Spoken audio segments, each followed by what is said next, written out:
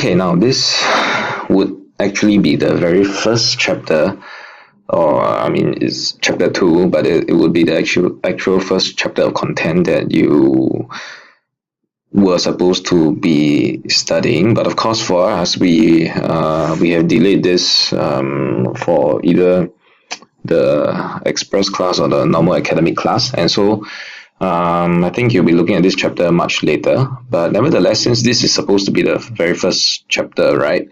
I mean, I think MOE would plan it in such a way that it would be easy on you. So it is supposedly, a chapter that it would be quite easy to understand since it's at the very start. You are expected to learn this at the very start of your Sec 3 year, but of course we have delayed it until, for in most cases, either Sec 4 or the end of Sec 3, right? But anyway, for those who have actually already listened to what I've taught, you would be using this as revision. Or for those of you who have actually listened to either myself or some other teacher teaching it and you were sleeping in Sec 3, well, here you go. Right, so for this chapter again, like I always do when I start off with all the chapters, you go to the last page of this chapter in your textbook, and that gives you the broad overview of how the entire chapter is structured. And this is something that I've been emphasizing for all the chapters. Even in my revision, I have spoken about this, for you to think about the chapters in terms of how they are being broken down into, right, and the different parts of the chapter. And again, I think I've been repeating this for like the millionth time about like how Stalin and Hitler is being organized, rise of Stalin and Hitler, impact of their rule, and in terms of the impact, they split it into social, economic, and political. So that is something also recurring in this in the British Malaya chapter as well as the Vietnam chapter. So you look at the last page, right? The chapter, the way that the chapters are being organized for this chapter as well as the Vietnam chapter, it would be in terms of first of all the reasons why the Europeans colonized Malaya and as well as Vietnam, of course. Okay, then following which you will be looking at, okay, for this chapter, right? Apparently in the textbook it doesn't put it down there, but there's one more section that is actually the responses of the people. Okay, how did the people respond to it? This is actually a very small part in the chapter. And then so you have number one, reasons for intervention, number two, responses of the people, and number three, the impact of the rule on the people. Then so in the first one, right, according to the textbook, reasons for why the British decided to colonize Malaya, why the British decided to intervene in Malaya. So these two words are colonize and intervene are, well, somewhat interchangeable. Okay, so we would actually be split into three different parts: political, social, and economic. But in the textbook, they only put down there political and economic. That's because under the economic reasons, right, the social reason is sort of part of the economic reason, or they are interlinked. So you will see them together. In the Vietnam one, it will be slightly different, in which you would have three distinct ways of looking at it. That is the political, social, and economic. Then when you move on to impact, it's similar to Stalin and Hitler all over again. You look at political, economic, and social impact of their rule. Okay, so another easier way to think about it is the gold, God, and glory. So gold would be your economic reasons, God would be the social reasons, which is more prominent in Vietnam, and finally the glory reason, which would be the political reason. Okay, now I'll be using, I think, two different set of slides. So yeah, just try to follow. Right, so if you go to Ipoh, you will see this clock tower, which is known as the Birch Memorial, and is dedicated to James Birch, the first British resident of Perak, who was murdered, and clock tower is being set up for him. Yeah. Right, so we would move on to about James Birch later on, okay? And I don't know what's the purpose of this slide actually. Right, so we will look at the very first part. Why did the British intervene in Malaya? Okay, so the reasons for intervention, and we'll look at the three different reasons: political, economic, and a bit of the social as well. Okay, so that's the three different parts that I mentioned. Reasons for intervention, number one. Number two, response of the locals. And number three, the impact of the British colonial rule on Malaya. Now, first of all, you must also need to know the difference between when the British discovered Malaya and when the British decided to intervene in Malaya. That's two completely different things. Think of it this way: when you first, like, if a guy first meet a girl, and they're just platonic friends, and between the guy making the girl the girlfriend, that will be completely different. So it's like the British first, they are just normal friends, and then after that they sort of like marry Malaya over. It's not a very good analogy, but yeah, I hope you get the idea lah. Okay, so the British, first of all, they when they first came to Malacca, yeah, the first place that they came to was it Malacca? Oh crap, I can't really remember. Right, so when they first came to Malaya, they didn't actually take over the entire one. So when we are specifically asking the question of what are the reasons why the British decide to intervene or decide to colonize Malaya, that is actually much later. So when you look at this slide here, right, it says background to the British intervention. Before they intervene in Malaya, before they colonized Malaya, they were just simply having trading bases, okay, in Malaya, and following which they had not following which, okay, but the trading bases were basically these three places. That is the Strait Settlement. The Strait Settlement are the Malacca, Penang, and Singapore.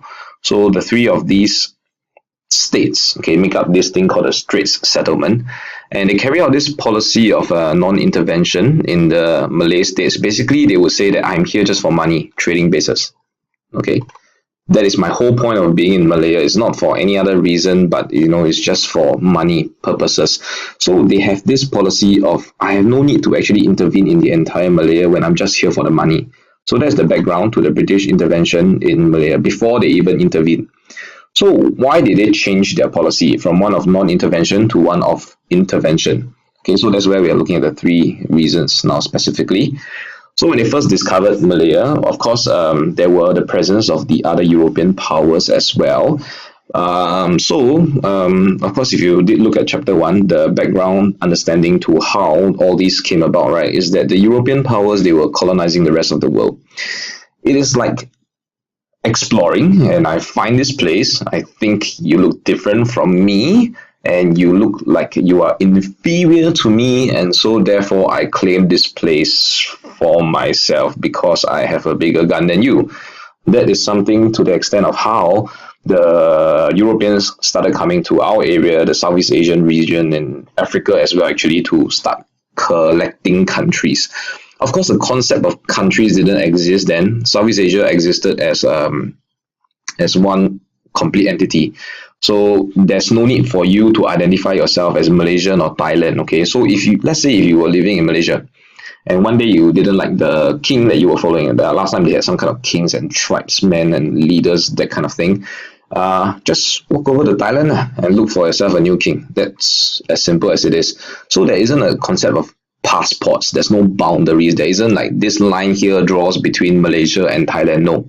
Last time Southeast Asia is Southeast Asia.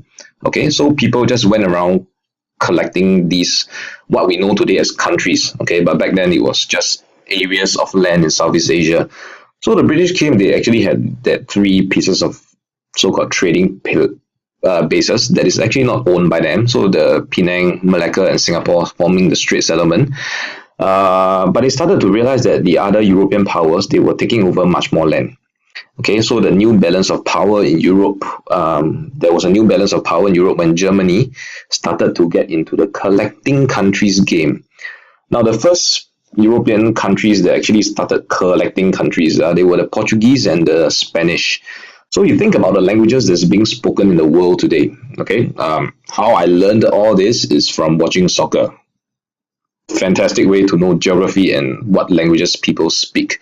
Yeah, all the games that I played in soccer, okay, that really told me what kind of countries spoke what languages.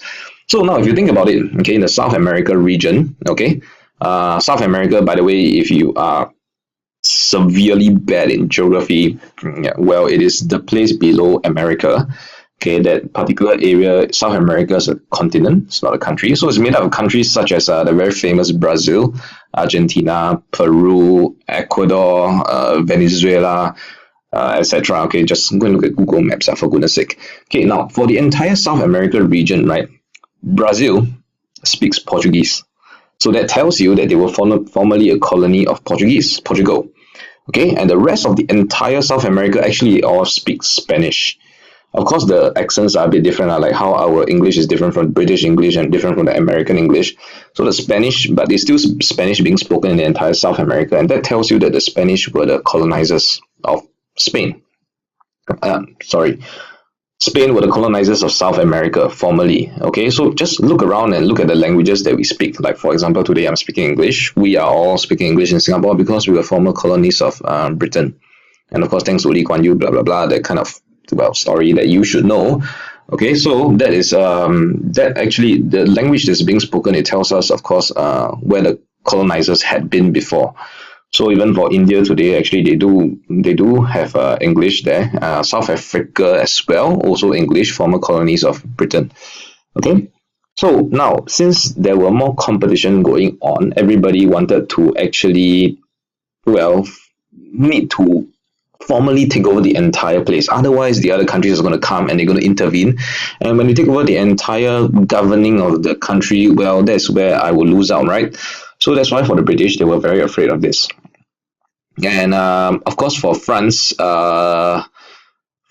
they were also in the game as well. And so the competition were against countries such as Germany and France, and also actually the Dutch. So in this Southeast Asia region, okay, you have actually the French in Vietnam, you have the Dutch in Indonesia, you have the British in Singapore, Malaysia, and Myanmar. The French also in, sorry, not just Vietnam, but in Laos and Cambodia that form Dutch Indo-China. You have the Spanish in Philippines. You have that's about as far as I can remember in the general sense for Southeast Asia. Okay, so because of the desire to actually, be be better than the other European powers, that's why they decided to intervene in Malaya. Okay, I spent a lot of time on one factor, but I hope you understand. Okay, from this political factor, and actually, what I've done for the past like 5 minutes or so, I've given you the background understanding to the entire Southeast Asia chapter. Okay, parts of it lah. Okay, so there's no need for me to do a chapter one. All right. So that's for political factor. Okay, I think I shall end the video for this part here. Okay, so the first part of the video is on political factor, of course, background understanding. And the next part of the video, we'll move on to the economic reasons why they decided to colonize Malaya.